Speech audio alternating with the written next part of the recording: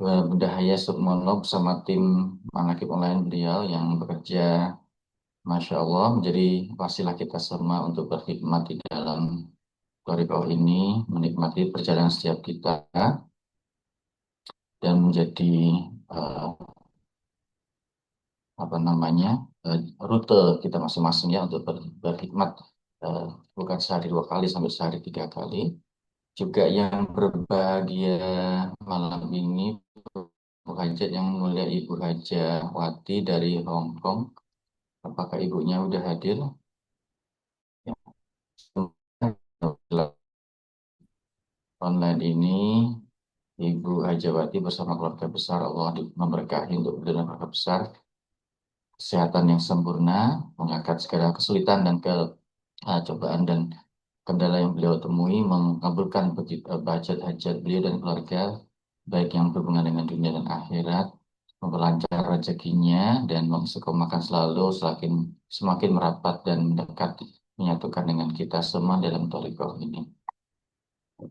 Juga untuk para petugas manakib yang bekerja dengan sangat baik, dan doa yang sama untuk kita semua, para murid-murid sahabat yang alhamdulillah telah hadir 69 titik di seluruh penjuru dunia. Alhamdulillah hari ini kita memasuki hari ke-10 ya, bulan Muharram, bulan Syafar. Mungkin bagi Bapak Ibu yang ingat ada tambahan amaliyah yang dulu sebenarnya pernah dimaklumatkan, kalau tidak salah, untuk melakukan puasa. Mudah-mudahan banyak yang sempatkan untuk puasa, baik hari ini maupun besok. Tapi kita tidak akan bahas puasanya. Nah, alhamdulillah bulan Muharram ini adalah Ramadan kelima kalau dalam catatan tanggalan Sinarasa ya. Dia memiliki 4 huruf saja. Huruf Mim yang bermakna mujahadatun nafs, kemudian huruf H atau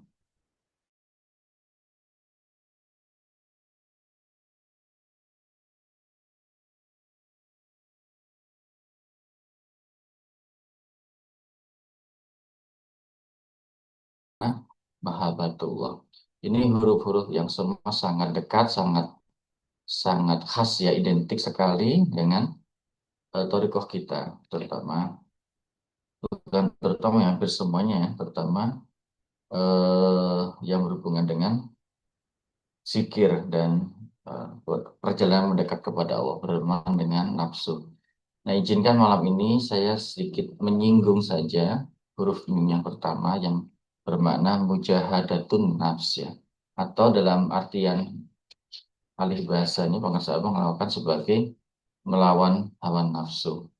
Tapi mujahadatun ini kata dasarnya jahadah ya, atau jihad, jahadah, yang biasanya dimaknai dengan peperangan fisik. Tapi sesungguhnya itu maknanya sangat sempit, karena di dalam Al-Quran biasanya ada kata lain yang digunakan untuk menggambarkan atau merujuk kepada perang. Itu biasanya kital ya, kotilun bisa bilang misalkan, atau harb dan darb juga yang lain.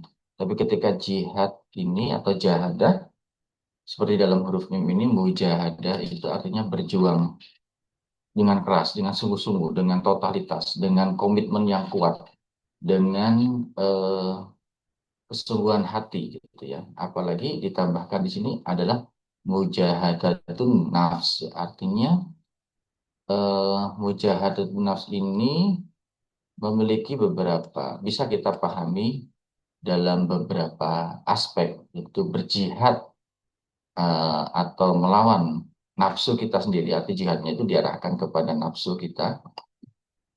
Kemudian juga berjihad di dalam nafsu ya.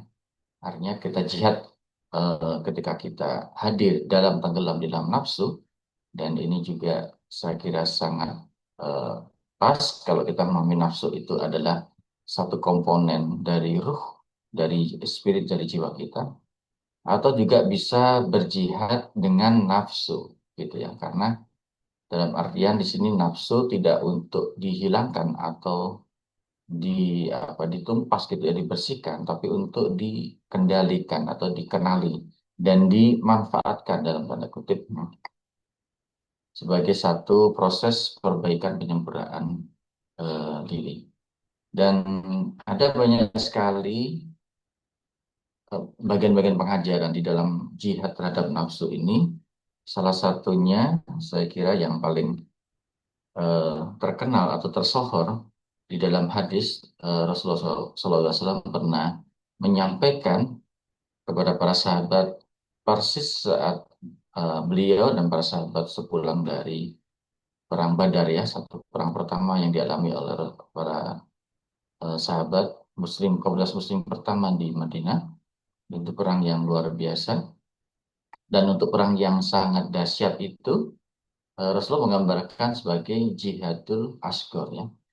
Kalau tidak salah kurang lebihnya redaksinya Bismillahirrahmanirrahim. Roja'na minal jihadil asghar ila jihadil akbar, yakni jihadul nafs, ya.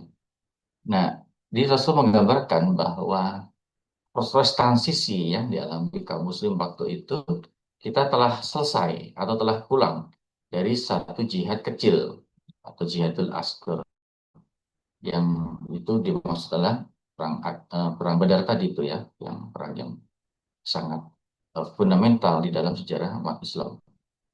Kemudian tapi Rasulullah mengatakan itu jihad kecil, ya. Sesuatu yang sudah istilahnya sudah dilampaui dengan begitu berat, ya. Dan Rasulullah mengatakan kita akan sampai atau menghadapi perang lain yang lebih besar, ya, jihadul akbar. Akbar ini artinya besar sekali, perang agung gitu, ya, yaitu jihad nafsu. Nah, hadis ini saya kira sangat tersohor, sangat terkenal untuk menggambarkan betapa jihad dengan nafsu atau melawan nafsu atau jihadun nafs ini sesuatu yang sangat eh, apa namanya, sangat agung, ya, dan sangat berat juga pada saat yang sama. Saya kira kita bisa melihat beberapa hal kenapa jihadun nafs ini adalah justru jihad yang akbar atau jihad yang besar. Atau kalau kita lihat dari kacamata sesungguhnya, dari kacamata torikohnya, sesungguhnya jihad yang sejati, jihad yang hakiki adalah jihadun nafs ini, ya, bukan jihadun yang melawan lawan yang tampak seperti perang Badar atau perang-perang yang lain dalam zaman Rasulullah SAW.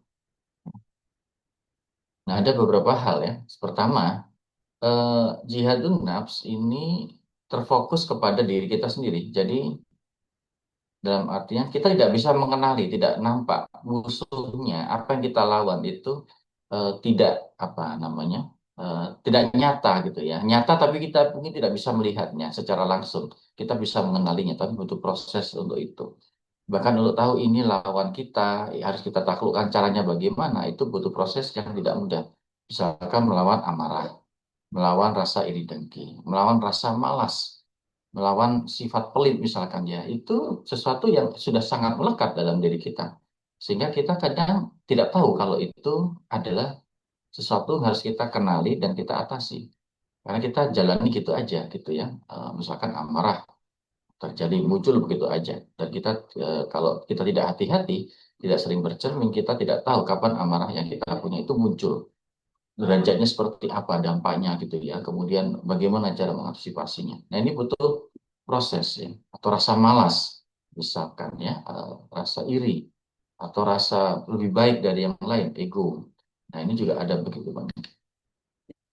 Terus kemudian yang kedua, dia juga berat karena dia seringkali jihad ini membawa satu dampak atau apa, rasa yang melawan rasa nikmat yang kita suka, misalkan, ya, kita merasa melawan rasa malas misalkan, ya, kita diajarkan oleh pengasahabah untuk Dia punya uang membatasi lebih dua tidur ribu, dia misalkan, sih nggak punya uang. itu Terus aja kasih dia sangat. dompetnya kosong belum? Dompetnya bunda kosong belum. Kosong belum, nggak ada uangnya bu. Langsung saya kasih 60 deh. Uang receh, uang Bocor dua bunda, ribu, lima bocor. ribu, 10.000. Ada uang recehnya. Ya, terima kasih ada selingan, ya. Nah, kayak gitu. Jadi eh, menimbulkan rasa yang tidak nyaman bagi diri kita, ya. Misalkan membatasi tidur aja kan, ketika kita lagi lelah, lagi capek, diajarkan untuk bangun malam gitu, itu kan tidak mudah, ya, enak-enak tidur nyenyak. atau setelah subuh untuk menjaga tidak tidur misalkan, itu juga sesuatu yang sangat melawan rasa malas, rasa nikmat untuk tidur, atau membatasi konsumsi makanan yang kita punya. Banyak hal ya, seperti atau bersedekah, kehilangan harta yang kita punya, merelakan waktu kita untuk apa namanya memberikan perhatian kepada sesama ikhwan. Itu satu hal yang menciptakan rasa tidak nyaman, tidak enak di kitanya, sehingga ini eh, berat kita untuk melakukannya. Kemudian eh, dia yang ketiga, dia berfokus di hatun nafs ini pada hal-hal yang tidak kita sukai. Misalkan tadi ketika diajarkan kita untuk bersodakoh gitu ya. Kalau kita terbiasa dengan mengumpul-ngumpulkan harta atau kita dalam kondisi ekonomi yang sulit, tidak mudah untuk merasakan kehilangan harta atau harta kita berkurang gitu ya. Atau misalkan mengurangi tidur atau misalkan menjaga amarah gitu ya. Akan lebih mudah kalau kita dalam kondisi tertentu marah melepas gitu aja. Nah, itu lebih sulit untuk menjaga kesabaran gitu. Situasi di mana kita apa dituntut sabar itu sesuatu yang tidak menyenangkan secara emosional. Kita berat melakukannya ya. Kemudian jihad ini karena dia sangat melekat pada diri kita, dia sangat sulit diatasi. Gitu ya. Misalkan mengatasi sikap suka marah gitu ya. Ini butuh proses yang panjang, butuh proses strategi dan apa namanya dinamika yang tidak mudah gitu. Dan itu harus kita jalani ya. Kemudian untuk menjalankan disiplin. Jadi ini tidak langsung nampak hasilnya. Nah ini yang keempat ya, karena jihad ini tidak kelihatan, musuhnya tidak kelihatan, tidak langsung segera. Yang kita sebut kapan kita menang dalam sebuah pertarungan, dalam sebuah proses itu, kemudian kapan kita kalah. Kadang kita sulit mengenalinya gitu ya. Dan karena ini tidak bersifat material, yang ketika kita menang tidak ada area wilayah kita bisa kita klaim gitu, atau tidak ada harta rampasan seperti kisah-kisah perang zaman Nabi misalkan, atau kisah-kisah perang setelah itu misalkan ya, atau jumlah kaum muslim bertambah tidak juga ya di banyak kasus apa namanya Al-Quran menggambarkan kemenangan itu bukan tambahnya kaum muslim gitu ya, tapi bertahannya iman gitu. Nah, ini sesuatu yang ukuran kemenangan yang sangat tidak material dan kita tidak terbiasa menggunakannya gitu ya. Dan Allah mengajarkan kepada kita yang disebut menang dan tidak itu. Nah, ini contoh ketika kemarin pemilu saya menjelaskan kepada banyak Iwan betapa sulitnya untuk membuat kategori menang kalah dalam konteks pemilu kita itu ya. Jadi kalau calon kita begini kalah itu berarti kita kalah. Nah, ini kita pakai logika manusia gitu ya. Kalau kita pakai logika manusia, logika politik manusia nggak bisa dimasukkan. Kalahnya nggak kayak gitu menangnya. Nah, jadi logikanya udah berbeda gitu. Nah, kita sangat terbiasa memasukkan logika manusia ke dalam apa namanya proses jihadun nafs ini ya. Jadinya nggak masuk, nggak matching gitu ya. Nah, itu seperti tambahnya apa harta, kesuksesan. Itu bukan ukuran ya. Banyak ikhwan yang menganggap itu satu proses atau keberhasilan. Nah, kita perlu hati-hati untuk itu ya, karena ukurannya bukan seperti itu. Kemudian berikutnya yang keenam, jihad ini adalah jihad yang sangat panjang ya, tidak ada periodenya, tidak ada gencatan senjatanya. Kalau kemarin kita lihat perang Israel sama Iran itu ada itu gencatan senjata sebentar, dulu sebelumnya perang dengan Hamas, Israel juga. Ini kalau jihadun nafs ini tidak ada gencatan senjata. Begitu kita stop sebentar, kita sudah apa namanya kembali kepada nafsu kita, prosesnya harus lebih berat lagi gitu ya. Jadi terus menerus sampai ya sampai akhirnya kita jihad ini. Jadi seolah-olah memang melelahkan gitu ya. Tapi sesungguhnya ada begitu banyak hal yang indah di balik jihadun nafs ini ya. Eh, saya ingat salah satu nasihat Sam Tabriz, salah satu sufi besar abad 13 abad 12 ya. Kalau nggak salah beliau ini setelah Tuan Syekh Abdul Qadir ya. Dia menggambarkan bahwa manusia itu adalah mahakarya Allah yang sangat indah. Dia seperti karya seni yang luar biasa gitu. Jadi setiap karya seni yang indah itu dia punya detail-detail yang sangat penting gitu ya. Dan kita ini sekedar seperti apa namanya sebuah ciptaan yang kita juga diminta untuk menciptakan atau menyelesaikan proses penciptaan itu lewat jihad ini. Dengan kesabaran, dengan meningkatkan rasa moral, dengan zikir dan macam-macam semuanya itu dengan amaliyah. agar detail-detail dalam diri kita secara manusia itu terungkap, teraktualisasi gitu lah, menuju kesempurnaan yang menjadi insan kamil. Ini memang proses yang sangat panjang. Tapi tiktoknya di situ ya. Seperti digambarkan di dalam Tanbih seringkali dikatakan bahwa Allah telah menciptakan manusia dalam kondisi sebaik-baiknya ya, di surat Atin ya. Allah mengatakan bahwa kami telah menciptakan manusia dalam kondisi sebaik-baiknya. Artinya lebih baik dari semua makhluk ya. Ini mahakarya. Eh, dan kita dilibatkan dalam proses penciptaan itu lewat lewat disiplin, lewat apa namanya amalia, lewat ajaran agama, lewat thariqah. Ini adalah proses kita menempuh jalan penyempurnaan diri gitu ya, kembali kepada Allah itu lewat proses itu. Sehingga tidak kita harus berjuang untuk membangun aktualisasinya setiap detail-detail yang ada dalam diri kita ini ya, rasa syukur, rasa mahabbah, kemudian kecintaan kepada ciptaan Allah, kepada ilmu dan segala macam ya, rasa cukup dan segala itu adalah bagian-bagian pernik-pernik dari kemanusiaan kita yang harus diaktualisasikan lewat jihad nafs ini karena sangat tidak disiplin berproses panjang. Sehingga tidak bisa melewatkannya ya. Kalau ada hal-hal yang kita lewatkan, maka tidak terjadi kesempurnaan itu. Jadi kayak sirah separuh jadi gitu ya. Sebagai satu makhluk yang sudah secara default prototipenya itu udah sempurna. Dia prototipenya ada dalam Rasulullah SAW misalkan. Sekarang kita punya simbolnya ada di pengarsa Abah. Nah, ada prototipenya itu ya. Nah, kalau tidak sampai ke sana berarti apa namanya? Kita memilih untuk tidak selesai penciptaan ini. Padahal kita udah digariskan oleh Allah. Kita ini makhluk Allah yang paling indah, yang paling bagus gitu ya. Nah, itu. Nah, saya kira tidak semua proses dalam jihad ini kemudian terasa sangat melelahkan atau berat atau memusingkan atau tidak menyenangkan ya.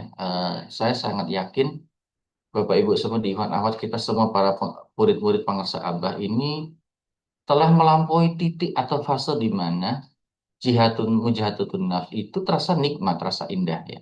Kalau nggak gitu, kenapa misalkan kita selalu lihat outing di dalam manhaj online ini, Bapak Ibu semua yang apa namanya istiqomah ya, karena kita merasakan kenikmatan.